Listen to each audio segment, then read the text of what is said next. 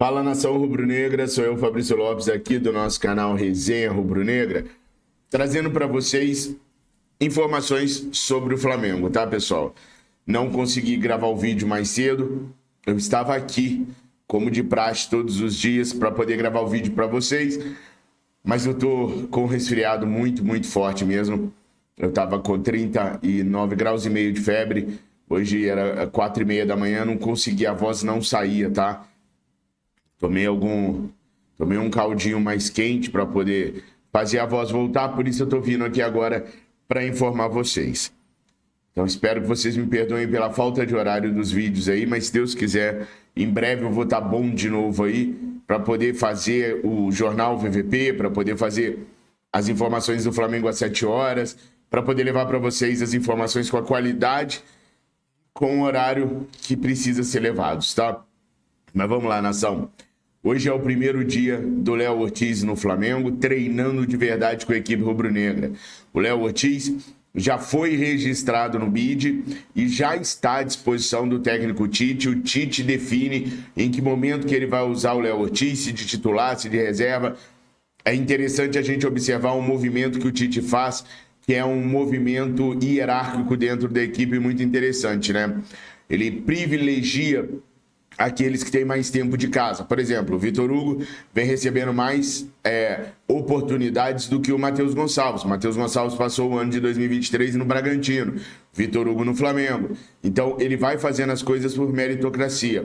O Fabrício Bruno treinou ontem, treinou sem a proteção no nariz, e eu duvido muito que o Fabrício Bruno não vá para o jogo deste sábado contra o Fluminense, porque ele tá vendo que a oportunidade dele pode ir pro Beleléu se ele não jogar. Né? Nesse momento o jogador tem que ter o faro, tem que saber o que é melhor para a carreira dele. O Léo Ortiz chega muito festejado pela nação rubro-negra, já é chamado de general rubro-negro, deve usar a camisa número 3 sim, não tem motivo para o Léo Ortiz não utilizar a camisa número 3, e aí, se der brecha para ele, qualquer brecha que der, o Léo Ortiz vai pegar e vai agarrar com unhas e dentes.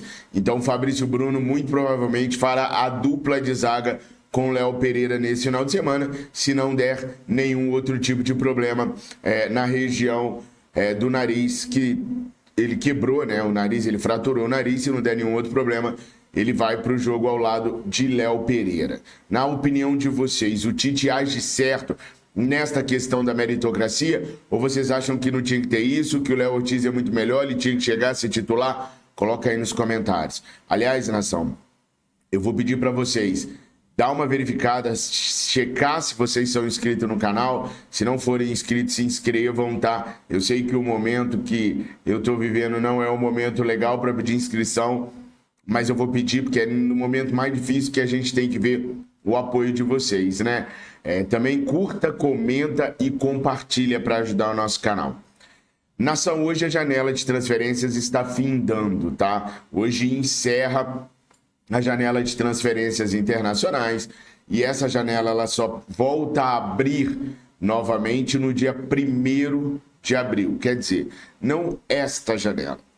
Uma janela especial vai abrir no dia 1º de abril e vai fechar no dia 19 de abril. Que janela especial é essa, pessoal? É janela para jogadores de clubes brasileiros que estão com jogadores disputando o estadual. Se o jogador é de fora do Brasil e está emprestado num clube aqui, essa janela do dia 1º ao 19 não cai a ele. Então o Flamengo tem agora um mês praticamente, né? Hoje é dia 7, o Flamengo tem pouco menos de um mês para mapear o mercado todinho dos estaduais, para descobrir um atleta ou mais do que um atleta para reforçar o elenco rubro-negro durante a Copa América. O período da Copa América é um período onde a janela de transferências estará encerrado. Então o Flamengo não vai poder se reforçar. Ou seja, ou o Flamengo se reforça agora do dia 1º ao dia 19 de abril, ou não se reforça mais. Fabrício, mas tem um grande problema nisso daí. A janela de transferências da Libertadores, para você inscrever jogadores na Libertadores, ela acaba agora em março. Então vamos dar uma olhadinha aqui, pessoal.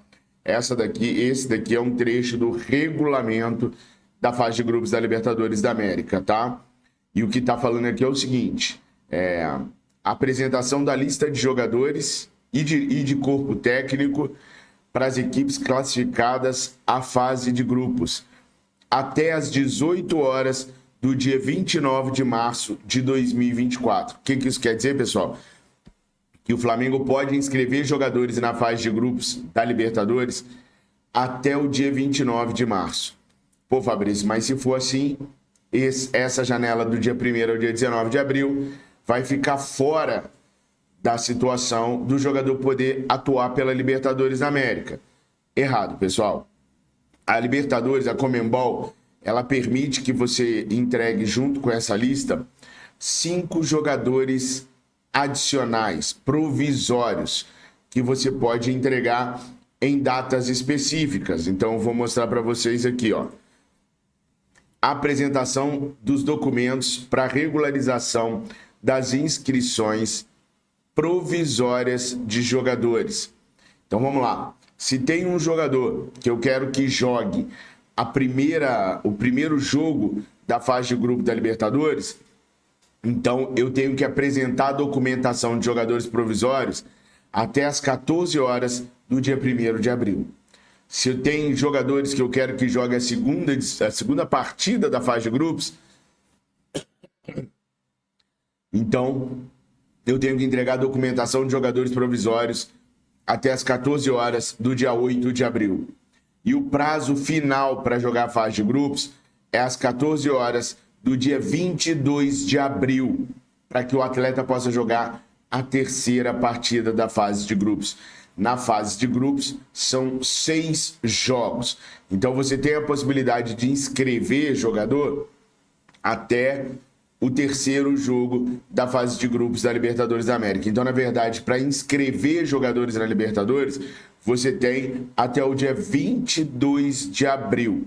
Então, essa é a lista de jogadores provisórios, ok? Então, você entrega ela lá até o dia 22 de abril e o jogador vai ficar apto, você incluir ele na lista origem principal, né? Solicitar a Conmebol para incluí-lo na lista principal, para ele ficar apto para jogar a fase de grupos ainda. Então, esta janela do dia 1º ao dia 19 de abril, ela é importante para o Flamengo.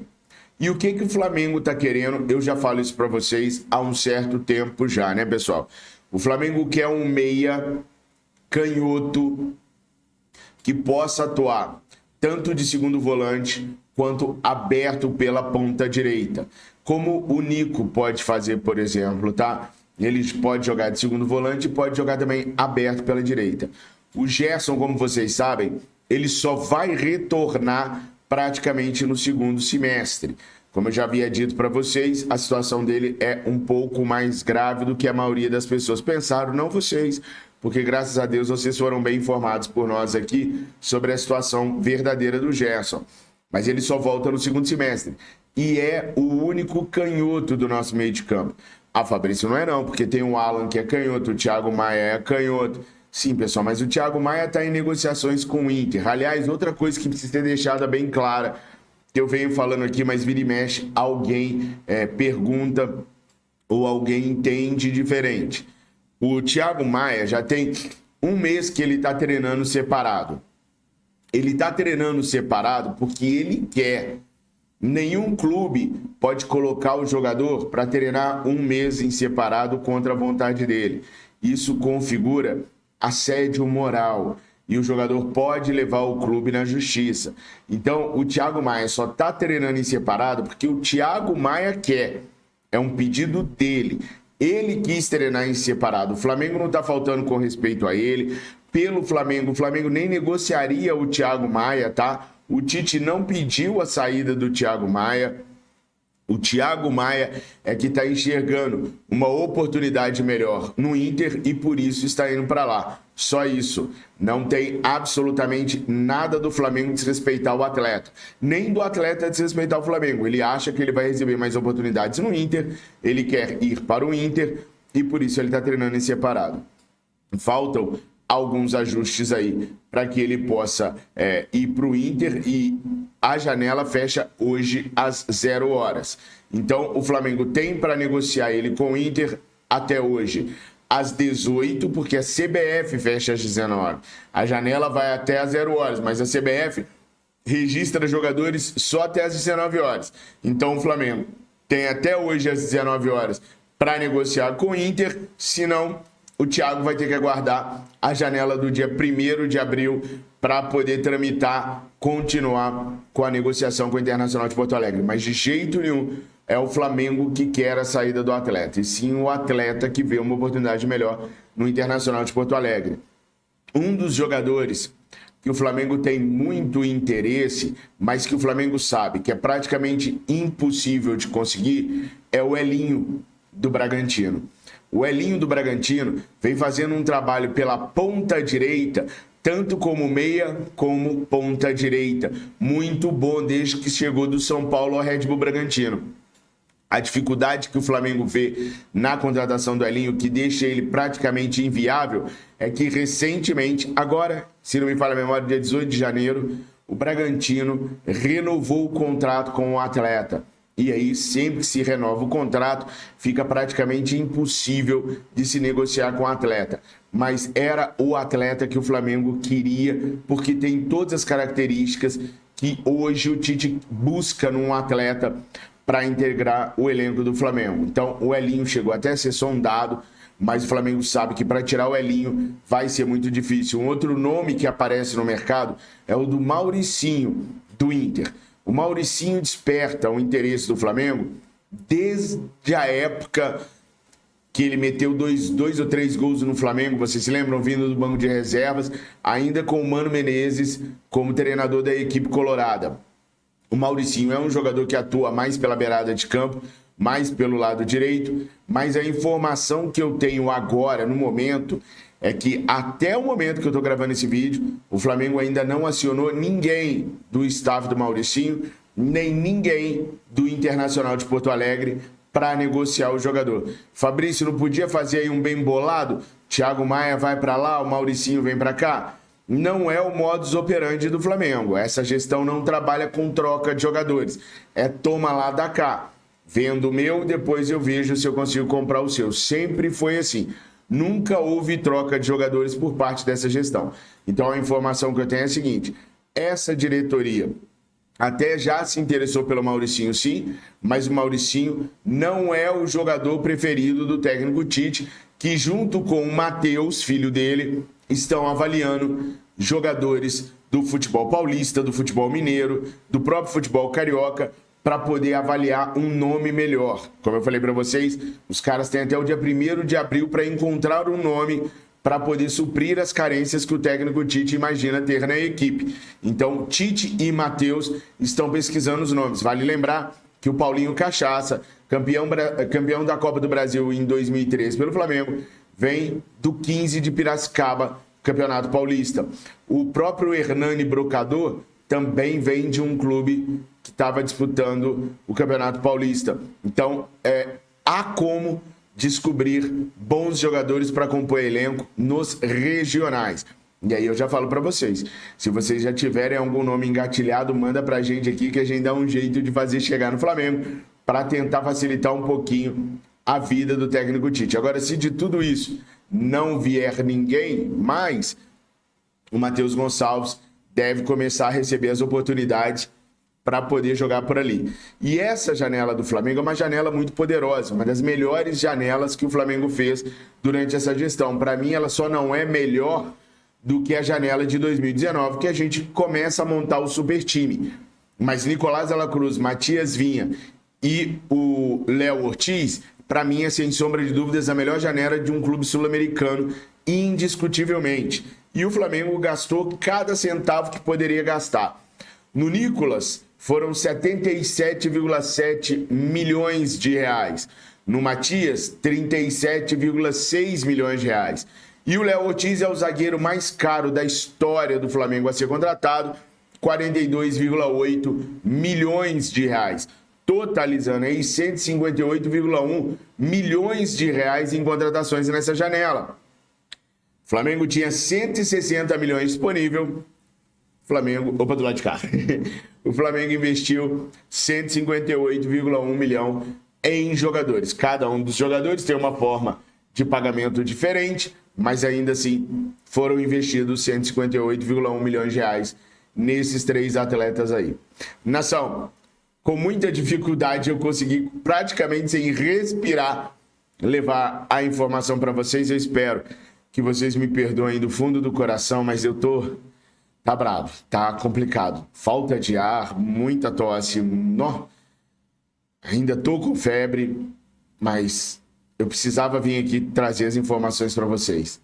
Tamo juntos, tá? Se acharem que merece, compartilhem os nossos vídeos, curta, comenta e se inscreva. Eu amo muito vocês. Obrigado por tudo.